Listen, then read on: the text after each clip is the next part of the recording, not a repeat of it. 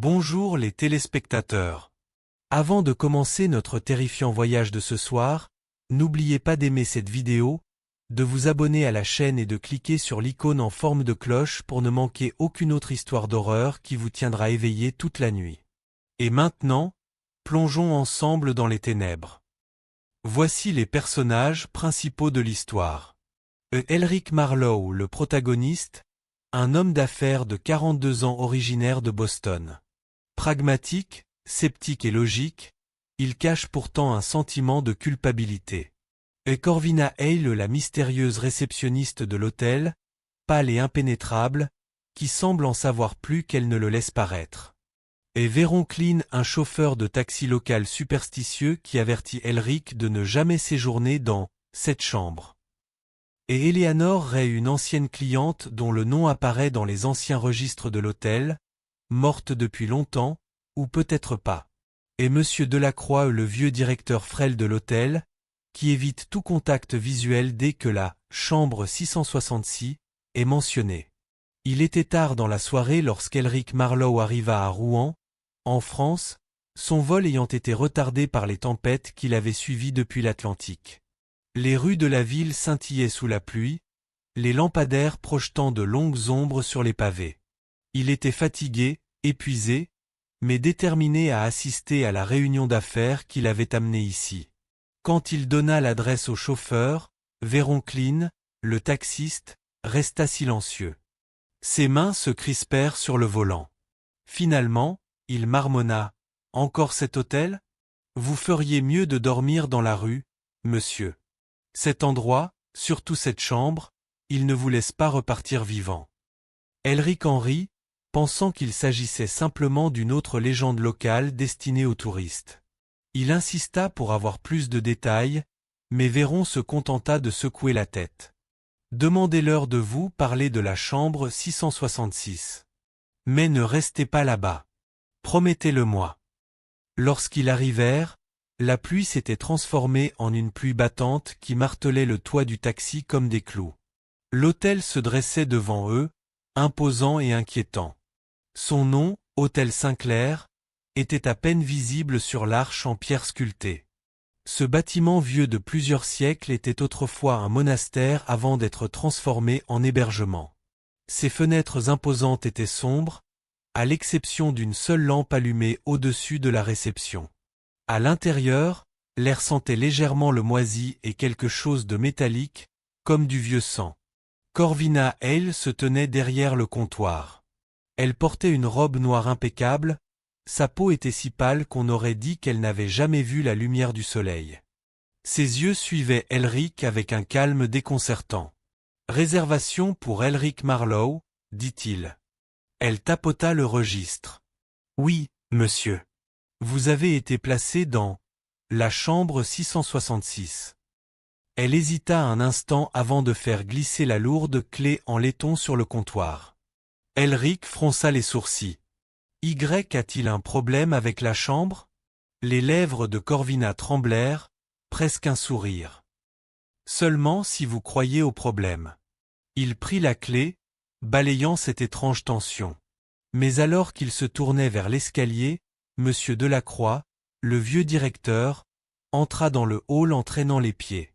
Son visage pâlit lorsqu'il vit la clé dans la main d'Elric. « Vous lui avez donné cette chambre. » Sa voix se brisa comme du bois qui se fend. « Personne ne passe la nuit là-bas. Personne. » Le regard de Corvina ne bougea pas. Son expression était indéchiffrable. « Le système l'a attribué, monsieur. Les règles sont les règles. » Elric rit nerveusement, essayant de masquer son malaise grandissant. Il leur assura qu'il allait bien, mais alors qu'il montait l'escalier en bois grinçant, il ne pouvait se débarrasser de l'écho de l'avertissement de Delacroix. Le couloir était long, tapissé d'un papier peint antique dont les motifs jaunis s'étaient estompés. Des bougies vacillaient dans des appliques en fer, bien que des lampes électriques aient été installées, mais aucune ne fonctionnait. Ses chaussures s'enfonçaient dans la moquette usée, et le silence pesait sur lui, seulement rompu par le faible bruit de gouttes, gouttes, gouttes, quelque part dans l'ombre. Quand il arriva à la chambre 666, la plaque en laiton était ternie, les bords noircis par la rouille, ou autre chose. La clé résista d'abord, comme si la serrure ne voulait pas tourner. Finalement, la porte s'ouvrit en grinçant. À l'intérieur, la chambre était étonnamment élégante. Un grand lit à baldaquin drapé de rideaux cramoisis épais qui protégeaient de la tempête, et un miroir orné au-dessus du bureau. Mais l'air était glacial, plus froid que dans le couloir. Son souffle formait de la buée dans l'air, bien que le radiateur émette une faible chaleur. Posant sa mallette, Elric rit nerveusement. Un vieil hôtel effrayant, rien de plus. Mais en jetant un coup d'œil au bureau, il remarqua quelque chose d'étrange. Sous le papier à lettres de l'hôtel se trouvait un livre d'or défraîchi, relié de cuir, laissé ouvert. La page portait un seul nom écrit à l'encre élégante. Eleanor rêve enregistré, jamais parti. Le stylo à côté tremblait, bien que personne ne l'ait touché. Et avant qu'Elric n'ait pu bouger, la porte se referma derrière lui avec une force qui fit trembler les murs. Le claquement de la porte résonna dans la pièce comme un coup de tonnerre. Elric se retourna, le cœur battant à tout rompre, mais lorsqu'il saisit la poignée, celle-ci refusa de tourner. La serrure se verrouilla d'elle-même, avec une froideur définitive qui lui donna des frissons. Super, marmonna-t-il. De vieilles serrures. Probablement déformées. Il eut un petit rire pour se calmer, mais sa voix semblait faible dans le silence pesant. L'air était lourd, imprégné de l'odeur humide de la pierre. C'est alors qu'il remarqua que le léger goutte à goutte qu'il avait entendu dans le couloir n'avait pas cessé. Il était même plus fort maintenant. Goutte, goutte, goutte. Pourtant, il n'y avait aucune fuite, aucune source visible. Le bruit semblait se déplacer, tournant dans la pièce comme des pas dans l'eau. Il posa sa valise sur le bureau. C'est alors qu'il le vit, le miroir au-dessus du bureau tremblait, bien qu'aucun courant d'air ne le touche. Sa surface ondulait, comme s'il était fait d'argent liquide. Se penchant plus près, il aperçut son reflet, mais quelque chose n'allait pas. Dans le reflet, la pièce derrière lui était plus sombre. Les ombres se penchaient vers l'intérieur, s'étirant de manière anormalement longue. Et son propre reflet souriait. Elric se figea.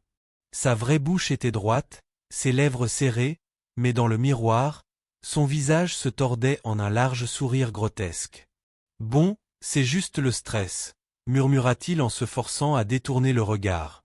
Mais alors, il entendit un bruit. Une voix de femme, douce, presque mélodieuse, qui murmurait son nom. « Elric !» Il se retourna brusquement. La pièce était vide. Seuls les rideaux ondulaient légèrement, bien que les fenêtres fussent fermées.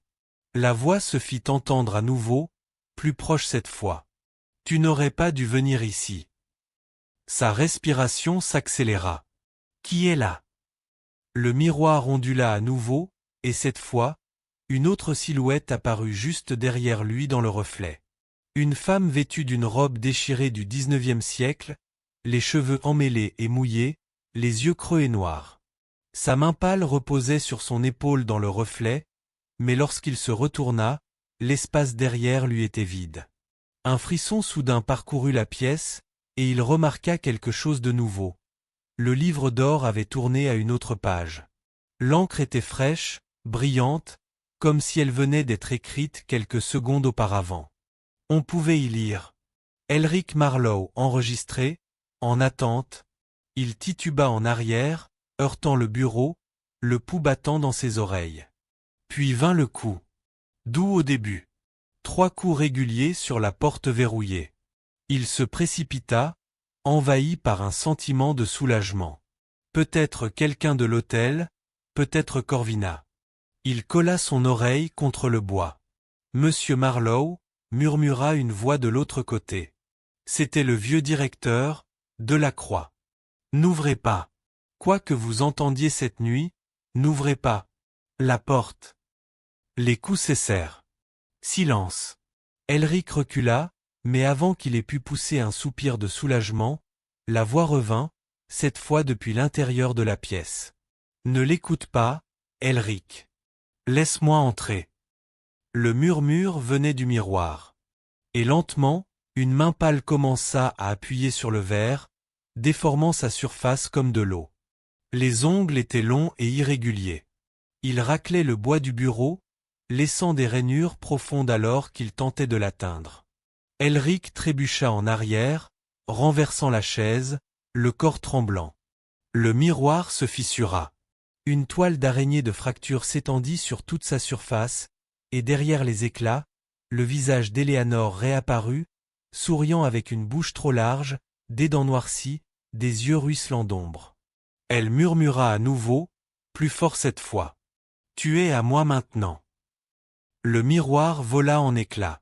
Et dans la fraction de seconde qui précéda l'obscurité envahissant la pièce, Elric vit quelque chose ramper hors du verre brisé, ses membres pliés dans le mauvais sens, se traînant vers lui sur le tapis cramoisi. Les éclats du miroir jonchaient le tapis comme de la glace déchiquetée.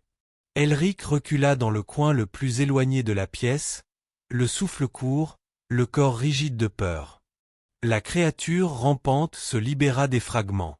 Ses membres étaient pâles, lisses, pliés selon des angles grotesques, chaque mouvement accompagné d'un craquement écœurant d'os brisés. Ses longs doigts raclèrent le plancher, laissant de profondes entailles dans le bois. Elle leva la tête, et Elric vit son visage, celui d'Eleanor Ray. Mais elle n'était plus celle qu'elle avait été.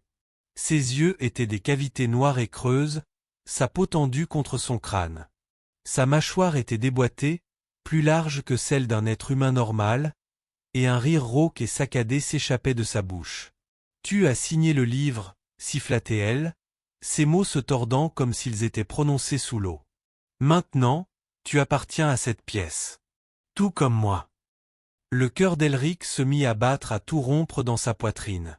« Non, non, ce n'est pas réel. » Il attrapa la lampe de chevet, arracha le cordon de la prise murale et la balança violemment.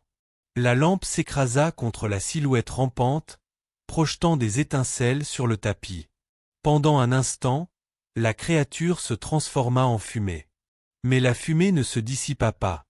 Elle se tordit, se glissa et se reforma derrière lui. Il sentit un souffle glacial sur sa nuque. « Tu ne peux pas combattre ce qui est déjà mort, » murmura-t-elle. Les lumières de la pièce clignotèrent violemment. Le radiateur résonna comme s'il avait été frappé par un marteau. Des cris provenaient de quelque part derrière les murs, des dizaines de voix qui gémissaient, suppliaient, imploraient d'être libérées. Elric se couvrit les oreilles, mais le son résonnait dans son crâne. Il tituba vers la porte et tira de toutes ses forces sur la poignée. Elle était verrouillée. Il eut beau la tordre, la frapper ou la pousser, la porte ne céda pas. Puis il remarqua quelque chose d'horrible, la pièce elle-même était en train de changer. Le papier peint se décollait, se retroussant pour révéler des murs de pierre luisants d'humidité. Les rideaux cramoisis s'affaissaient, désormais noircis par la moisissure. Le lit à baldaquin était déformé, ses montants en bois tordus en forme de bras tendus. Et sur le lit gisait quelque chose de nouveau. 3 silhouettes. Elric se figea, la bile lui montant à la gorge.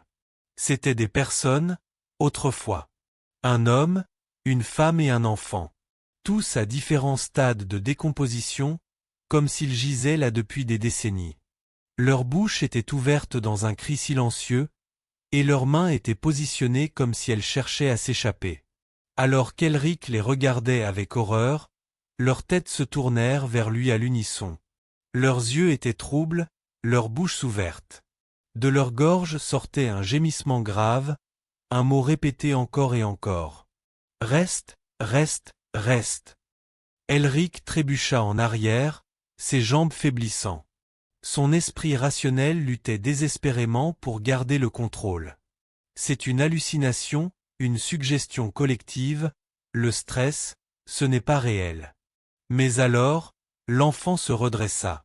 Ses lèvres esquissèrent un sourire qui n'était pas humain.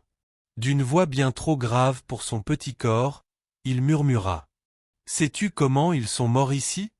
Veux-tu voir » La pièce devint noire. Elric ne se trouvait plus dans la chambre d'hôtel. Il était ailleurs, dans la même pièce, mais à une autre époque. Le papier peint était neuf, les rideaux intacts.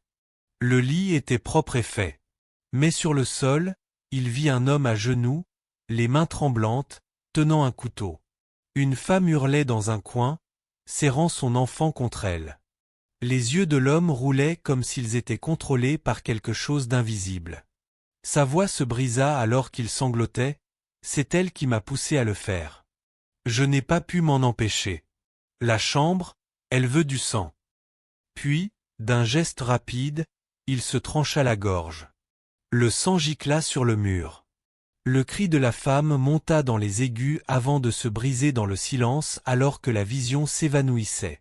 Elric halta, les genoux fléchissant alors qu'il revenait brutalement dans le présent. La créature rampante n'était plus qu'à quelques centimètres de son visage, son sourire déchiqueté suffisamment large pour fendre sa tête en deux. « Maintenant que tu as vu, » dit la voix d'Éléanore en l'enveloppant, « tu vas ajouter ton nom au livre. » Le livre d'or, posé sur le bureau, tourna violemment ses pages jusqu'à s'arrêter sur la dernière. Un stylo planait au-dessus, attendant. Elric ne pouvait que regarder avec terreur sa propre main se lever contre sa volonté, ses doigts tendus vers le stylo. La main d'Elric planait au-dessus du bureau, tremblant violemment. Ses veines brûlaient comme du feu, comme si une force invisible avait enfoncé ses griffes dans ses nerfs, tirant, guidant, exigeant. Le stylo se souleva de la table, tournant lentement dans les airs. « Signé » murmura la voix d'Éléanore, venant de partout et de nulle part. « C'est déjà à vous. Il ne manque plus qu'un nom pour que votre âme soit à moi. » Elric rugit de défi, rassemblant toutes ses forces pour retirer son bras. Avec un cri guttural, il frappa le bureau du poing, faisant tomber le stylo sur le sol. La pièce réagit avec fureur. Les murs tremblèrent violemment, de la poussière tomba du plafond. Les trois cadavres en décomposition sur le lit se redressèrent d'un seul coup, leurs mâchoires s'ouvrant plus largement que la normale, leurs os craquant à chaque mouvement. Un chœur de voix inhumaine hurla à l'unisson. « Signe le livre, Elric. Signe-le. » Il trébucha en arrière contre la fenêtre et tenta de l'ouvrir brusquement. Mais à l'extérieur, il n'y avait plus les rues de Rouen glissantes sous la pluie. À la place, la fenêtre révélait un abîme de corps se tordant de douleur, les mains griffant vers le haut depuis un vide noir. Les visages étaient déformés par l'agonie, les yeux creux. Chaque bouche s'ouvrait et hurlait, mais aucun son ne sortait. Seulement le silence. Elric recula, l'horreur lui tordant l'estomac, et trébucha sur les éclats de miroirs éparpillés sur le tapis. Ils lui entaillèrent profondément les paumes, faisant couler son sang. Son sang tomba sur le sol et grésilla, comme si la pièce elle-même le buvait. Soudain, l'air changea. Les chuchotements cessèrent. Le silence était si absolu qu'il pouvait entendre les battements de son propre cœur résonner dans son crâne. Et puis, il l'entendit. Une voix. Familière. Douce. La voix de sa femme. « Elric, c'est moi. Je t'en prie. N'abandonne pas. » Son souffle se coupa. Sa femme était morte 2 ans auparavant, dans un accident de voiture qui hantait encore ses rêves. La culpabilité ne le quittait jamais, il était au téléphone avec elle lorsque cela s'était produit. À présent, sa voix emplissait la pièce. Il se tourna vers le son, et elle était là. Clara Marlowe. Debout dans l'embrasure de la porte, souriant doucement, vêtue des mêmes habits que ceux qu'elle portait le soir de sa mort. « Viens avec moi, Elric, » dit-elle, la main tendue. « Nous pouvons être à nouveau ensemble. Tu n'as plus besoin d'avoir peur. » Les larmes lui montèrent aux yeux. Pendant un instant, il faillit la croire. Faillit. Il fit un pas en avant. Mais alors, il la vit. Sa main. La peau était grise, tachetée de pourriture. Les ongles étaient noirs et irréguliers. Et lorsqu'elle sourit plus largement, des rangées de dents acérées brillèrent là où il n'aurait dû y en avoir aucune. « Qu'y a-t-il, mon chéri » siffla la fausse Clara. Tu ne veux plus être à moi? L'illusion se dissipa, la peau se détachant de son visage comme de la cire, révélant Éléanore sous son déguisement. Elle se jeta en avant, ses mains agrippant ses épaules avec une force surnaturelle. Son visage se pressa contre le sien, son haleine fétide et putride. Signe, Elric, siffla-t-elle, ses yeux noirs brûlants. Où je graverai ton nom moi-même. Le stylo se leva à nouveau, flottant entre eux. Cette fois, il n'attendit pas. Il traça violemment des lettres sur la page. Elric regarda avec horreur son nom se former, lettre après lettre. E, L, R. Il hurla et attrapa le stylo en plein vol. L'encre lui brûla la peau comme de l'acide, lui brûlant profondément la paume. Il le jeta à travers la pièce, mais le livre se contenta de rire, un vrai rire, résonnant comme le gloussement d'un enfant mêlé à des parasites. Les cadavres sur le lit s'effondrèrent en poussière, mais les murs de la pièce se mirent à saigner. Des traînées sombres et épaisses coulaient le long du papier peint défraîchi, s'accumulant sur le sol. Et puis, la porte se déverrouilla. Un léger clic. Elric se figea. La poignée tourna lentement, toute seule. Quelqu'un, ou quelque chose, l'ouvrait de l'autre côté. La poignée tourna avec une lenteur inquiétante, grinçant comme du bois ancien qui se fend. Elric sentit sa poitrine se serrer. Son instinct lui criait de ne pas regarder, mais il ne pouvait détourner les yeux. La porte s'ouvrit doucement. Le couloir au-delà était étrange. Ce n'était pas le couloir faiblement éclairé qu'il avait emprunté plus tôt. Au contraire, le passage s'étendait à l'infini, les murs se rétrécissant, le plafond s'abaissant à chaque regard. Le papier peint se tordait comme une peau vivante, des veines pulsant sous le motif floral défraîchi. Un murmure flottait dans le couloir, faible au début, puis de plus en plus proche. Elric, viens nous trouver, rentre à la maison. Ses jambes se mirent en mouvement sans qu'il le leur demande. Il tituba dans le couloir, serrant sa paume ensanglantée, le cœur battant à tout rompre dans ses oreilles. Derrière lui, la porte de la chambre 666 claqua si fort que les murs en tremblèrent, bien que personne ne les touchait. Il essaya la poignée. Verrouillée. Impossible de revenir en arrière. La seule issue était d'avancer. La moquette était humide, craquant sous ses chaussures comme si elle était imprégnée d'une substance épaisse. Son regard suivait le couloir sans fin, mais peu importe la distance qu'il parcourait, la porte au bout restait toujours aussi éloignée. Puis, il réalisa qu'il n'était pas seul. Des ombres bougeaient devant lui. Des silhouettes humaines, titubantes. Au début, il pensa qu'il s'agissait d'autres clients. Il ressentit un soulagement. « Eh! Attendez, attendez! Aidez-moi » cria-t-il. Les silhouettes s'arrêtèrent. Lentement, elles se retournèrent. Leurs visages étaient étranges. Des orbites creuses à la place des yeux. Des bouches trop grandes, d'où coulait une bave noire. Chacune portait un uniforme d'hôtel en lambeaux datant d'époques différentes. Robe de femme de chambre, costume de groom, veste de réceptionniste. Elric se figea. La plus proche ouvrit la bouche, et au lieu de paroles, un cri s'en échappa, comme si tous les clients qui étaient morts dans cette chambre hurlaient à l'unisson. Les autres se joignirent à elle, produisant un son assourdissant, comme du verre qui se brisait à l'intérieur de son crâne. Il trébucha en arrière, se couvrant les oreilles. Lorsqu'il regarda à nouveau, le couloir avait changé. Les murs étaient désormais bordés de portes. Des centaines de portes. Chacune était marquée du même numéro en laiton, 666. Toutes les portes vibraient violemment, comme si quelque chose à l'intérieur essayait de s'échapper. Il respirait par à-coups. Ce n'est pas réel. Rien de tout cela n'est réel.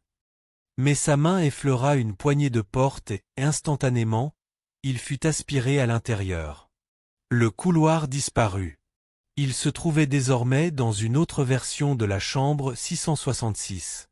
Identique, et pourtant différente. Les draps étaient imprégnés de sang frais. Le miroir était à nouveau intact, mais dans son reflet, il vit des dizaines de personnes, certaines pendues au plafond, d'autres gisant mutilées sur le lit. Et elles tournèrent toute la tête vers lui en même temps. L'une d'elles s'avança hors du reflet. Un homme vêtu d'un costume déchiré, le cou tordu dans un angle impossible. Sa voix gargouillait de sang. « Je me suis enregistré, moi aussi, » murmura l'homme. « Et toi aussi, tu vas le faire. » Soudain, tous les cadavres du reflet se précipitèrent en avant. Ils se jetèrent contre la vitre, frappant du poing, hurlant. Des fissures se propagèrent sur le miroir, et des mains en jaillirent, agrippant les bras, les jambes et les cheveux d'Elric. Il hurla, se débattit, tenta de se libérer, mais l'emprise du miroir était de fer. Son corps fut tiré vers l'avant, son visage à quelques centimètres de la vitre. Et puis, il vit quelque chose qui lui glaça le sang. Son propre reflet. Mais celui-ci ne se débattait pas. Il n'avait pas peur.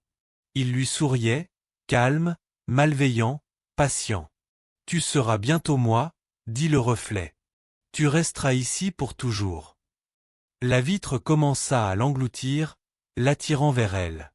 Les ongles d'Elric griffèrent le bureau, laissant des traces sanglantes. « Non, je ne mourrai pas ici. » Dans un dernier effort désespéré, il se libéra et s'effondra au milieu de la pièce. Le miroir se brisa en une poussière noire qui tourbillonna jusqu'à disparaître dans le néant. Pendant un bref instant, le silence régna. Puis, faiblement, depuis le couloir à l'extérieur, des pas, lentes, lourdes, délibérées, se rapprochant. Les pas résonnaient de plus en plus près, chacun délibéré, chacun vibrant à travers le plancher de bois déformé. Elric se plaqua contre le mur, le souffle court, chaque nerf de son corps réclamant le silence à grands cris. Le couloir à l'extérieur de la chambre 666 scintillait de lumière, les ombres s'allongeant et se courbant comme des bras brisés. Les pas s'arrêtèrent juste devant sa porte. Puis, le silence. La main tremblante d'Elric chercha la poignée. Lentement, il la tourna. Cette fois, la porte s'ouvrit sans résistance. Le couloir était vide. Mais quelque chose avait changé. Les murs étaient à nouveau différents, ils ne pulsaient plus comme de la peau, mais étaient recouverts de portraits. Des peintures à l'huile dans des cadres dorés, représentant toutes d'anciens clients. Leurs yeux le suivaient alors qu'il sortait, leurs visages déformés par une horreur silencieuse. Chaque tableau était surmonté d'une plaque en laiton gravée de noms et de dates. Tous se terminaient de la même manière. Arrivé, jamais reparti. Elric trébucha en avant, essayant de se calmer. Ce n'est pas réel. Ce n'est pas réel. C'est alors qu'il l'entendit, une voix. Pas un murmure cette fois, mais une voix désespérée, humaine. « Et vous, ne bougez pas. » Elric se retourna brusquement. Au fond du couloir se tenait un homme d'une cinquantaine d'années, débraillé, le costume déchiré et le visage ruisselant de sueur. Il serrait dans sa main un chandelier en fer rouillé comme s'il s'agissait d'une arme. « Mon Dieu, » haleta Elric. « Vous êtes réel ? Dieu merci. » L'homme s'approcha prudemment, les yeux rivés sur les murs comme s'il s'attendait à ce qu'il se jette sur lui. « Je m'appelle Adrian Locke, » dit-il d'une voix rauque. « Je suis vendeur. Je suis arrivé ici il y a 3 jours. Je n'ai pas arrêté de courir depuis. » Elric cligna des yeux. 3 jours ? C'est impossible. Le personnel, Corvina, Delacroix, il le saurait. Adrian eut un rire sec. Le personnel ? Vous pensez que ce sont des employés ? Ils font partie du système. Ils sont aussi réels que les cadavres dans les lits. Ils vous attirent ici. Et une fois que vous êtes là, vous ne pouvez plus partir. Elric eut un haut-le-cœur. Cette idée lui avait traversé l'esprit, mais l'entendre confirmer ne fit qu'empirer les choses. Comment avez-vous survécu aussi longtemps ? Adrian serra le chandelier plus fort. Tu apprends les règles. Ne mange pas la nourriture. Ne suis pas les voies. Et ne regarde jamais, jamais, trop longtemps dans les miroirs. C'est comme ça qu'ils t'attrapent. Elric frissonna en se souvenant du sourire d'Éléanore. Avant qu'il n'ait pu répondre, un bruit se fit entendre dans le couloir. Ce n'était pas des pas cette fois-ci, mais quelque chose qui traînait. Comme des ongles sur de la pierre. Le visage d'Adrian pâlit. Cours. Les lumières au-dessus de leur tête clignotèrent violemment, projetant des ombres saccadées dans le couloir. Au fond, quelque chose apparut. Une silhouette à quatre pattes, les articulations pliées vers l'arrière, la tête tournée à 180 degrés dans un craquement écœurant. Sa bouche était grande ouverte, la mâchoire déboîtée, laissant échapper un cri qui brisa tous les cadres des portraits le long du couloir. « Cours !» hurla Adrian. Les deux hommes se précipitèrent dans le couloir, claquant les portes derrière eux, les portraits tombant des murs. La créature les poursuivait à une vitesse impossible, son corps se contorsionnant dans l'espace étroit, raclant les murs. Ils tournèrent au coin et tombèrent dans un autre couloir. Celui-ci était plus sombre, le plancher s'affaissant sous leur poids. Au bout du couloir se dressait une massive porte en bois sculptée de symboles que ni l'un ni l'autre ne reconnaissait. Adrian poussa Elric vers elle. « Par là. C'est le seul endroit sûr. » Elric hésita. « Comment le sais-tu » Les yeux d'Adrian brillèrent de désespoir. « Parce que j'y suis déjà allé, c'est la seule pièce qui n'est pas vivante. » La créature poussa un nouveau cri, plus proche cette fois, son souffle brûlant leur nuque alors qu'elle se trouvait encore à plusieurs mètres.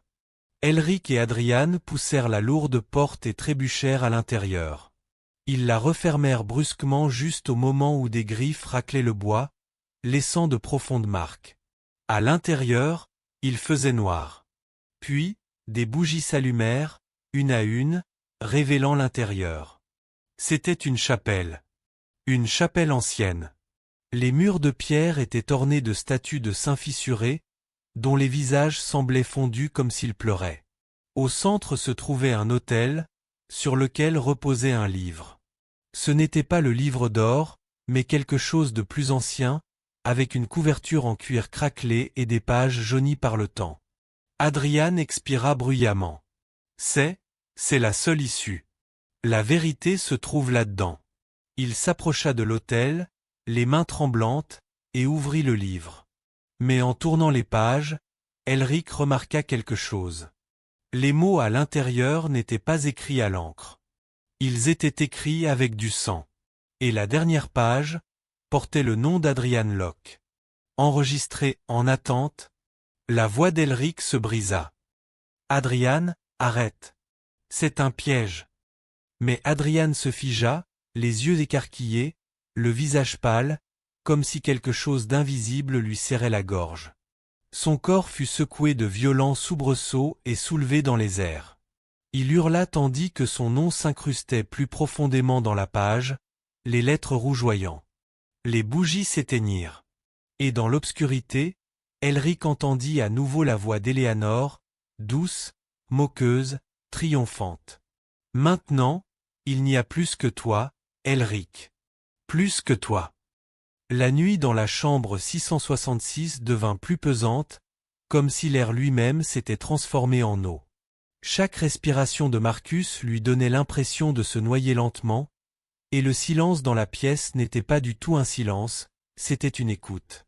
Soudain, le vieux miroir au-dessus de la commode se mit à scintiller. Son verre s'embua de l'intérieur, alors que l'air de la pièce était froid. Des mots commencèrent à s'inscrire sur la surface embuée en lettres irrégulières. « Nous ne sommes jamais partis. » Marcus trébucha en arrière, le cœur battant à tout rompre. Il se frotta les yeux, pensant que c'était son imagination, mais lorsqu'il regarda à nouveau, les lettres s'étaient multipliées. « Rejoins. Reste. Pour toujours. » Un soudain murmure envahit la pièce. Il ne venait pas d'une seule direction, mais de partout, des murs, du sol, et même du lit sous lui. Les murmures se superposèrent jusqu'à former des phrases claires, différentes voix criant tout en même temps. « Il nous a ouverts. Le feu n'a jamais cessé. Nous ne pouvons pas partir, toi non plus. La température baissa brusquement, puis, une à une, des silhouettes commencèrent à apparaître autour de lui. Au début, elles n'étaient que des contours pâles, comme de la fumée prenant forme. Bientôt, Marcus put les voir clairement. Cette silhouette distincte, chacune avec des traits déformés. Une femme dont la peau brûlée brillait encore faiblement comme des braises. Un homme dont la gorge était grande ouverte, chuchotant sans fin à travers la chair déchirée. Deux enfants, les mains jointes, les yeux creux et sombres. Un vieil homme au crâne fêlé, le visage ruisselant de sang.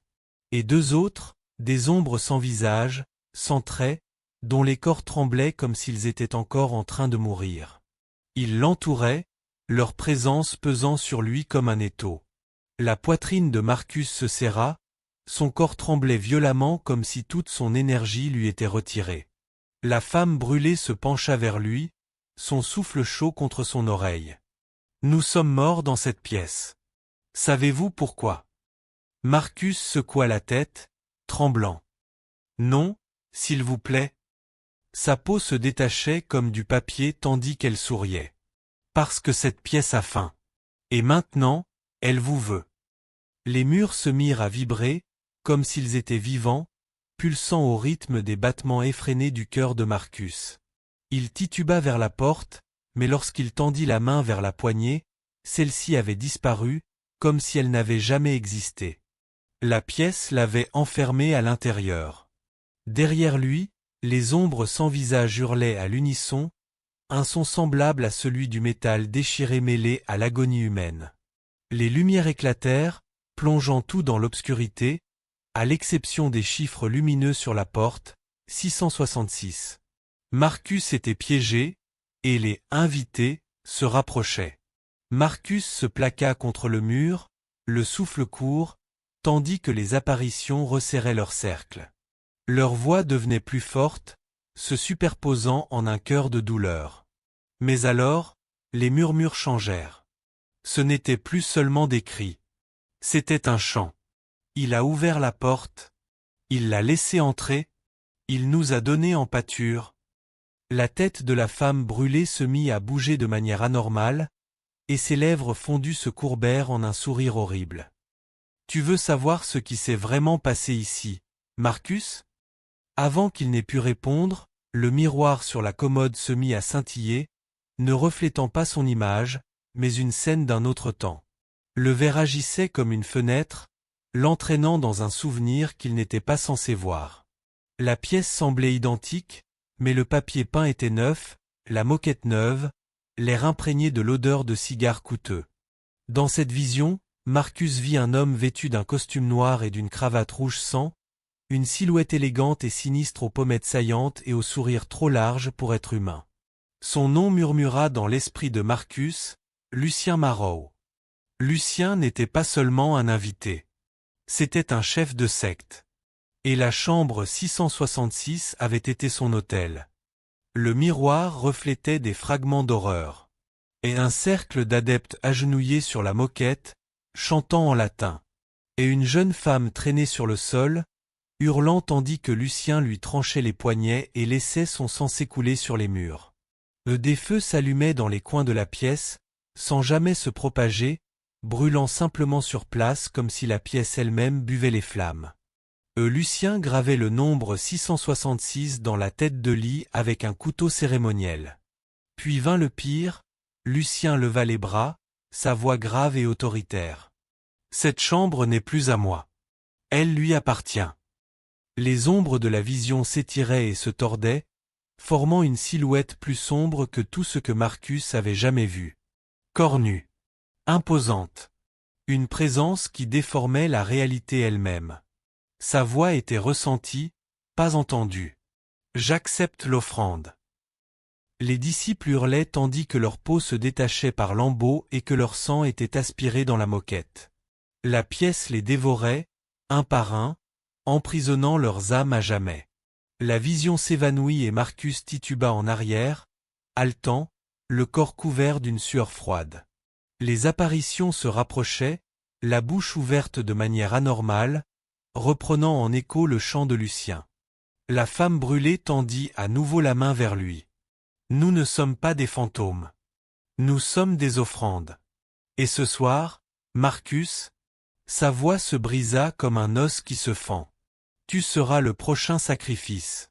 Les murs se mirent à saigner, des traînées épais de sang rouge coulant le long des murs. Le lit trembla violemment, comme si quelque chose en dessous était vivant et cherchait à en sortir. Et dans l'ombre, un grognement profond s'éleva, une voix trop ancienne, trop monstrueuse, pour appartenir à un être humain. Marcus comprit à cet instant qu'il n'était pas seulement piégé avec des esprits. Il était piégé dans une pièce qui était elle-même un autel vivant dédié à quelque chose de démoniaque. La pièce n'était plus seulement une pièce, c'était un utérus, palpitant d'une chose ignoble sur le point de naître.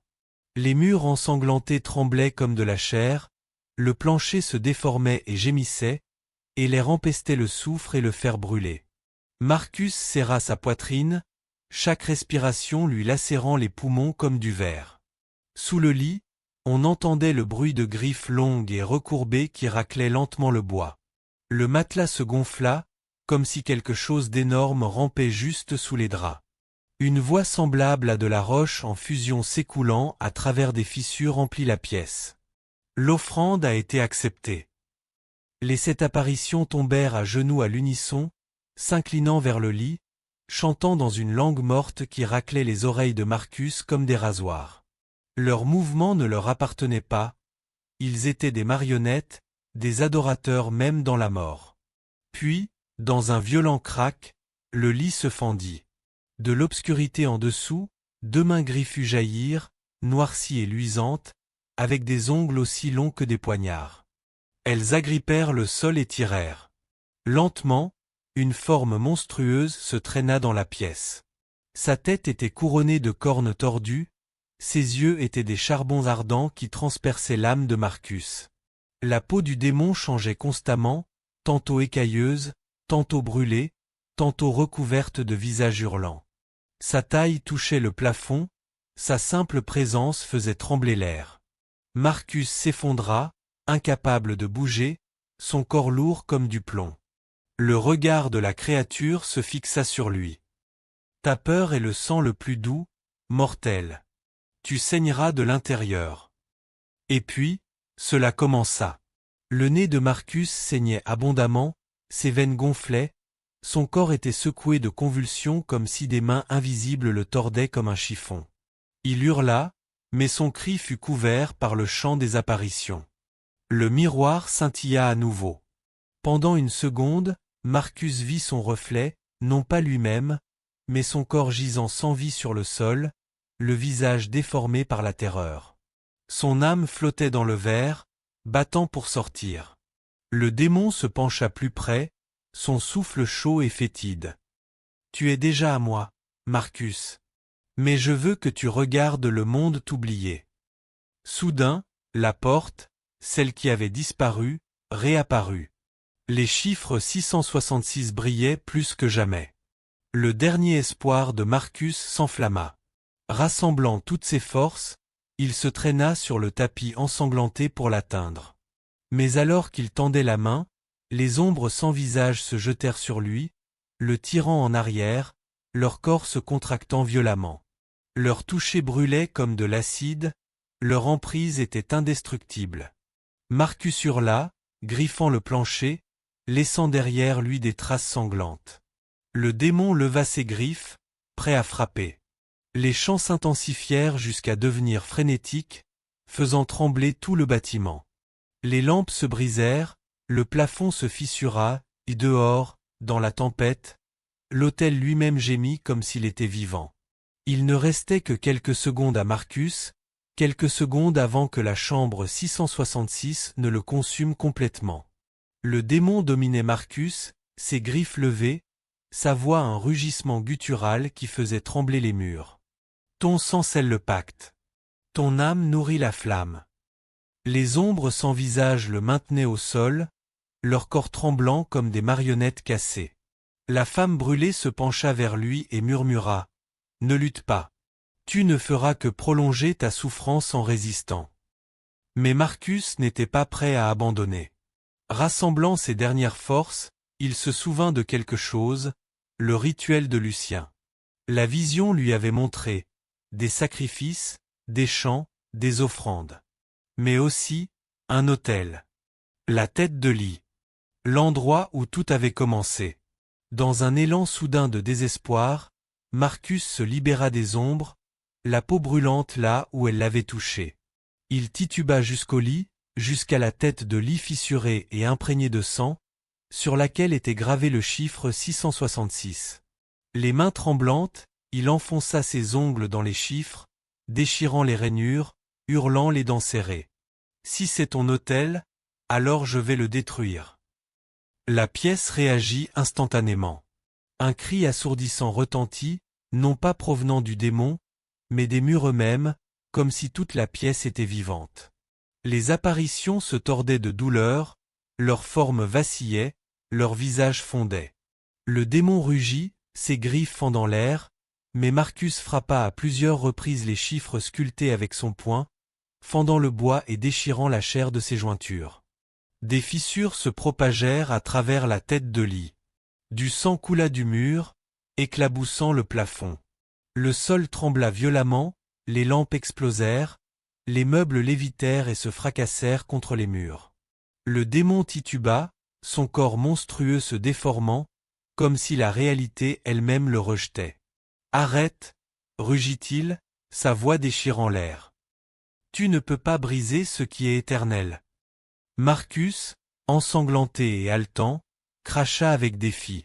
« Alors je mettrai fin à tout cela avec moi. » Dans un dernier cri, il arracha un éclat de bois de la tête de lit et se le planta dans la poitrine, en plein cœur. La pièce explosa. Les apparitions hurlèrent, leur corps se désintégrant en poussière. Le démon hurla, sa forme s'effondrant dans une tempête de feu noir qui fut aspirée dans l'autel brisé. Les murs se fendirent, laissant échapper de la lumière au lieu de l'obscurité, jusqu'à ce que toute la pièce explose dans un éclair qui aveugla tout. Le silence. Lorsque la poussière retomba, la chambre 666 avait disparu. À sa place, il n'y avait plus qu'une coquille brûlée, carbonisée, le mobilier réduit en cendres. La porte maudite gisait sur le sol, ses chiffres effacés par les flammes. Et Marcus? Il avait disparu. Son corps ne fut jamais retrouvé. Seul du sang maculait le bois fissuré et un murmure flottait dans l'air comme de la fumée. Il a choisi d'être la dernière offrande. L'autel n'a jamais rouvert ses ailes. Les habitants ont dit que la chambre avait été murée, scellée à jamais. Mais ceux qui séjournaient dans les chambres voisines juraient qu'ils l'entendaient encore. De légers coups derrière le mur, des murmures suppliant qu'on les laisse sortir, et parfois une voix appelant un seul nom. Marcus. C'était « Chambre d'hôtel 666 », une véritable hantise. Qu'en pensez-vous? Une chambre d'hôtel pourrait-elle vraiment renfermer un tel mal, se nourrissant des âmes des vivants? Avez-vous déjà vécu quelque chose d'étrange dans un hôtel, ou eu l'impression qu'une chambre vous observait? Partagez vos réflexions et vos expériences étranges dans les commentaires. N'oubliez pas d'aimer, de partager et de vous abonner si vous avez apprécié cette histoire terrifiante. Et n'oubliez pas, la prochaine fois que vous vous enregistrerez dans un hôtel, regardez toujours le numéro sur la porte.